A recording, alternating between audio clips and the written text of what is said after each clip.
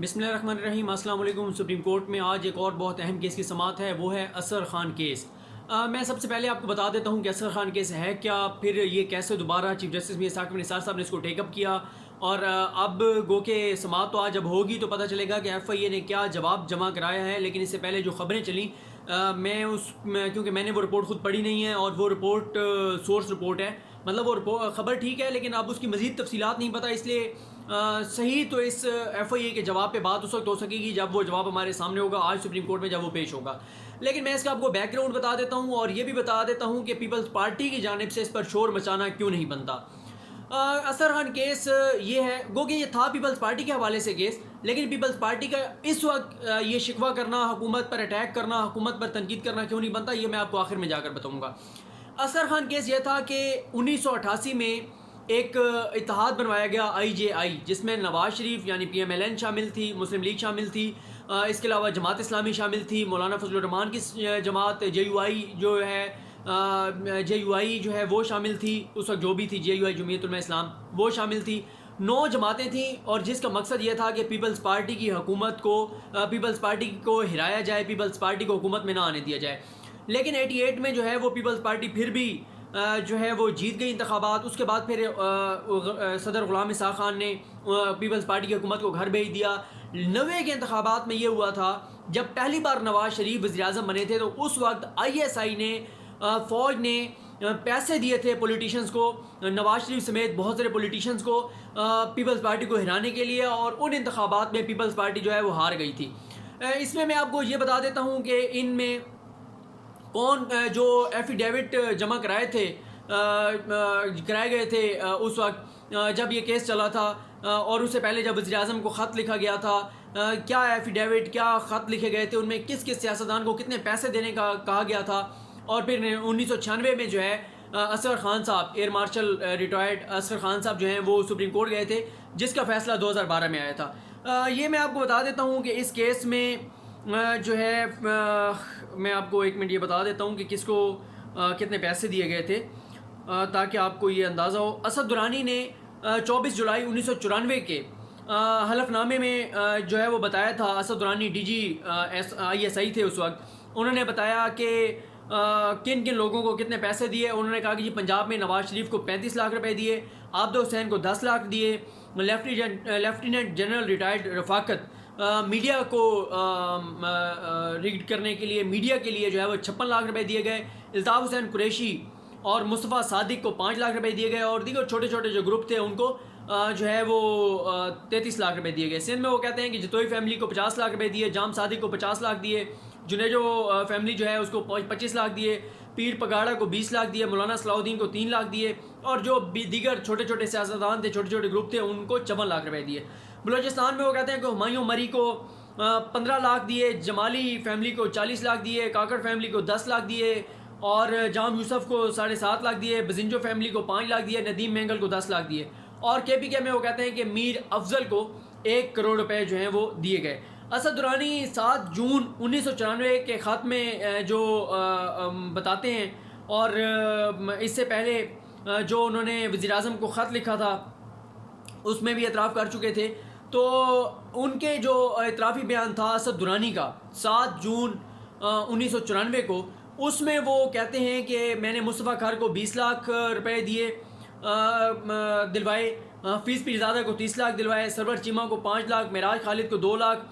اس کے علاوہ پھر بریگیڈیئر ریٹائرڈ حامد سعید اختر کا عدالت میں 12 اکتوبر 2012 کو دیا گیا جو بیان ہے، اس میں وہ کہتے ہیں کہ مجھے 12 ستمبر 1990 کو اسد درانی نے کراچی کے دورہ میں درج ذیل ہدایات دیں۔ وہ کہتے ہیں کہ مختلف بینکوں میں 6 اکاؤنٹس کھولیں اور مجھے ہر اکاؤنٹ کا ٹائٹل اور نمبر بھیجیں، ان اکاؤنٹس کی نگرانی جاری رکھیں، مجھے ہفتہ وار بنیادوں پر اکاؤنٹ میں بیلنس کے بارے میں آگاہ رکھیں، ان کھولے گئے اکاؤنٹس کی تمام ٹرانزیکشنز کو سیکریٹ رکھا جائے گا، ان اکاؤنٹس کو کھولنے کے لیے گریڈ 1 کے اسٹاف افسر کی خدمات دی جا سکتی ہیں۔ اور جب وہ کہتے ہیں کہ اکاؤنٹس کھل گئے تو اس کے بعد وہ کہتے ہیں کہ دوبارہ انہوں نے بتایا کہ 6 اکاؤنٹ کھولے گئے، جو ہدایات تھیں اسد درانی کی اس کے مطابق 16 ستمبر 1990، اور اس کے بعد ان 6 اکاؤنٹس میں فنڈز آنا شروع ہو گئے۔ 22 اکتوبر 1990 تک ان اکاؤنٹس میں 14 کروڑ روپے تک فنڈز آ چکے تھے۔ اسد درانی کے ہدایات کے مطابق جو ہے وہ درج ذیل افراد اور جگہوں کو جو ہے وہ فنڈز دیے گئے. پھر وہ کہتے ہیں کہ بریگیڈیئر ریٹائرڈ، یہ میں آپ کو بتا رہا ہوں کہ بریگیڈیئر ریٹائرڈ حامد سعید اختر کے بیان کے مطابق جو ہے وہ کس کس نے پیسے لیے، کس کس کو پیسے دیے گئے. وہ کہتے ہیں کہ جی ایچ کیو اکاؤنٹ میں 4 کروڑ روپے بھیجے گئے. ریجنل آفس ایم آئی کوئٹہ کو 1 کروڑ 5 لاکھ روپے دیے گئے. نگران وزیر اعظم غلام مصطفیٰ جدوئی کو 50 لاکھ دیے گئے. نگران وزیر اعلیٰ سندھ جام صادق علی کو 50 لاکھ دیے گئے. محمد خان جنیجو کو 25 لاکھ دیے گئے. عبدالحفیظ پیرزادہ کو 30 لاکھ دیے گئے. صبغت اللہ پیر صاحب پگاڑا کو 20 لاکھ روپے دیے گئے. مظفر حسین شاہ کو 30 لاکھ دیے گئے. غلام علی نظامانی 3 لاکھ روپے. ارباب غلام رحیم 2 لاکھ. صلاح الدین 30 لاکھ. یوسف ہارون 5 لاکھ. پھر یونس حبیب جو ہیں، جو سی ای او تھے حبیب بینک کے، انہوں نے جو بیان دیا، انہوں نے کہا کہ جی میں نے جنرل ریٹائرڈ مرزا اسلم بیگ کو 14 کروڑ روپے ٹرانسفر کیے. جام صادق علی کو 7 کروڑ. الطاف حسین کو 2 کروڑ.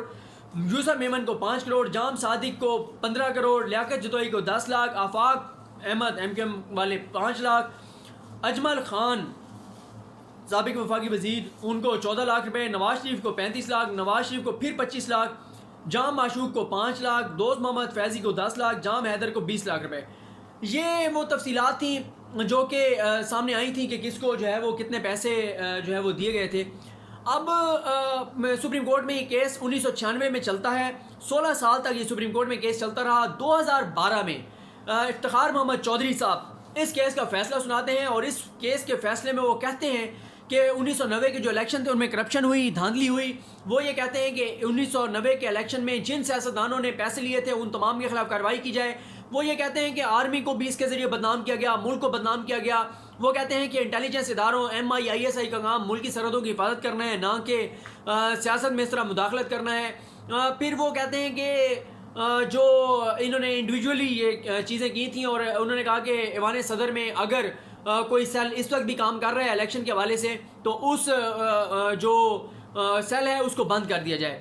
اب یہاں پہ سپریم کورٹ نے 2012 میں فیصلہ دے دیا. سپریم کورٹ نے کہا کہ جو آرمی چیف تھے ان کے خلاف اس وقت کے اور اس وقت کے ڈی جی آئی ایس آئی دونوں کے خلاف کارروائی کی جائے، اور تمام سیاستدان جنہوں نے پیسے لیے تھے ان کے خلاف ایف آئی اے جو ہے وہ کارروائی کرے.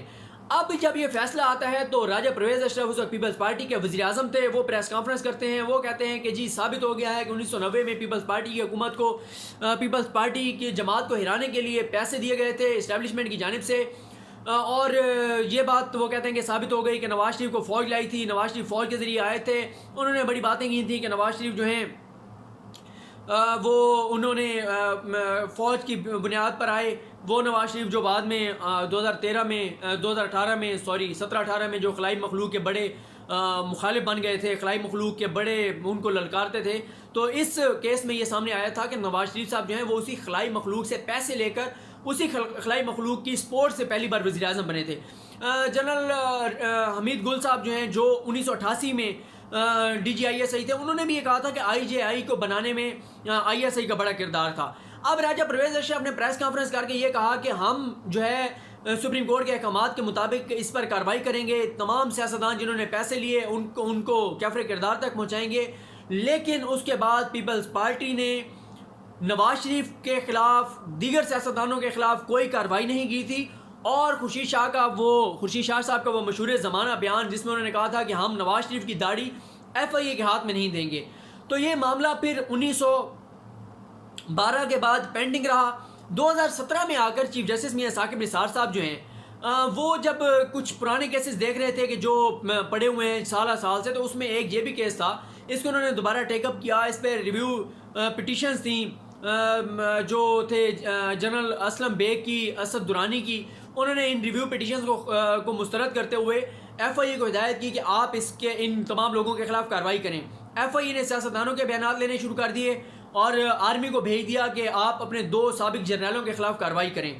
اب جو چیز سامنے آئی ہے جو کہ ابھی تک رپورٹ ہو رہی ہے، اور جیسے میں نے کہا کہ آج جب سپریم کورٹ میں یہ رپورٹ پیش ہوگی تو اس حوالے سے میں آپ کو آگاہ کروں گا، وہ یہی ہے کہ ایف آئی اے کا کہنا یہ ہے کہ اس کیس میں ثبوت ہمیں نہیں ملے اور متضاد بیانات ہیں سب لوگوں کے، تو اس لیے اس فائل کو بند کر دیا جائے. اب دیکھتے ہیں کہ آج سپریم کورٹ جو ہے اس حوالے سے کیا فیصلہ کرتی ہے، ایف آئی اے سپریم کورٹ کو کیا تفصیلات بتاتی ہے، اور عمران خان صاحب پہ بڑی تنقید ہو رہی ہے کہ وہ بہت زیادہ اس کیس کے بارے میں کہتے تھے کہ اس کیس کو منطقی انجام تک پہنچنا چاہیے، لیکن اب عمران خان کے اپنے انڈر ہے FIA، لیکن FIA جو ہے وہ کسی چیز کو ثابت نہیں کر سکی۔